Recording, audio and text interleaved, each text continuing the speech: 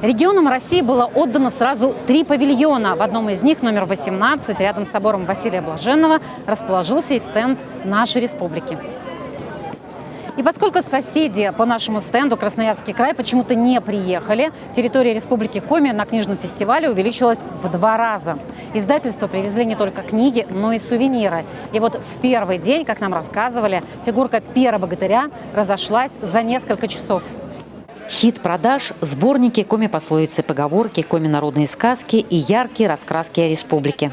Знаете, я просто удивилась, что народ подходит, интересуется вообще историей Республики Коми. Его языком, вы знаете, вот очень раскупают вот такую книгу, разговорник, учебник коми-языка.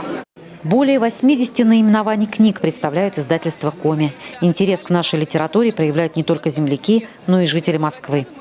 Я москвичка, да, вот первый раз открыла. Интересный язык какой Коми. Книги интересные, познавательные. Даже вот детям было бы интересно. Я учусь в Москве, а так я сам, из Яриги, поселок Ярига, это Ухтинский район, да. А почему сказками?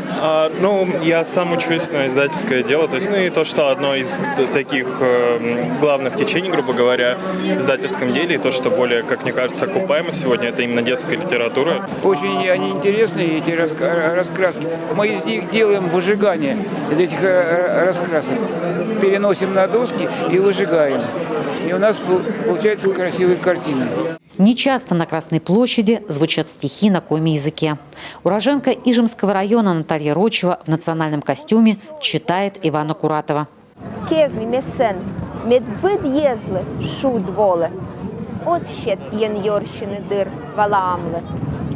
На главную сцену часто выходят дети. В их числе победители суперфинала международного конкурса чтецов «Живая классика».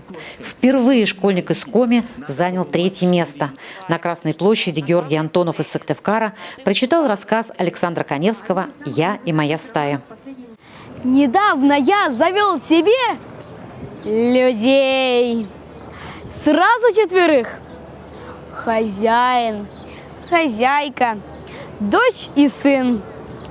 Породистые, с хорошей родословной. Но им не хватало вожака. То есть меня. Сильно волновался? Очень сильно волновался перед выходом на сцену. А когда уже вышел, как будто бы все волнение уже пропало. И рассказывал очень свободно. Мне понравилось, как я рассказывала. В павильоне номер 16 регионы показывают свои новинки. Коми представила книгу Алексея Попова «Олым Войтьес. Капельки жизни». К презентации подключился наш телеканал, записав программу «Вотчий Кыв» с писателем, и школьники села Большелук.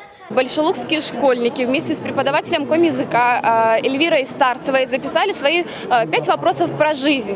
Вопросы про песни, про коми-стихотворения. Ребята сделали это чуть ли не за одну ночь. Просто списались с ними. Да-да-да, мы, конечно же, подготовим. А почему Большелук? Потому что Алексей Попов родился в этом селе. И зрители очень активно отвечали на вопросы детей, потому что дети делали это с огромной душой, и с сердцем, очень естественно и искренне. На 12 площадках фестиваля калейдоскоп событий. Встреча с писателями, издателями, актерами. Вот музыкант Александр Скляр читает отрывок из нового романа Евгения Водолазкина «Брисбен». Тоже о музыканте. Сам автор внимательно слушает. Все это завораживало поселковых девушек, бравших у нее уроки фортепиано. Они копировали манеру игры и даже движение пани Марии, включая трясение головой. А это уже очередь за автографом Евгения Водолазкина. 45 минут пролетают, как один миг. Это, наверное, основной фестиваль, как все, что происходит в Москве. Он прекрасно организован, не есть с чем сравнивать, поскольку много езжу в Коми. Здесь действительно здорово. Кульминацией фестиваля станут торжества 6 июня. Пушкинский день пройдет по всей Красной площади, ее рядам, сценам, шатрам.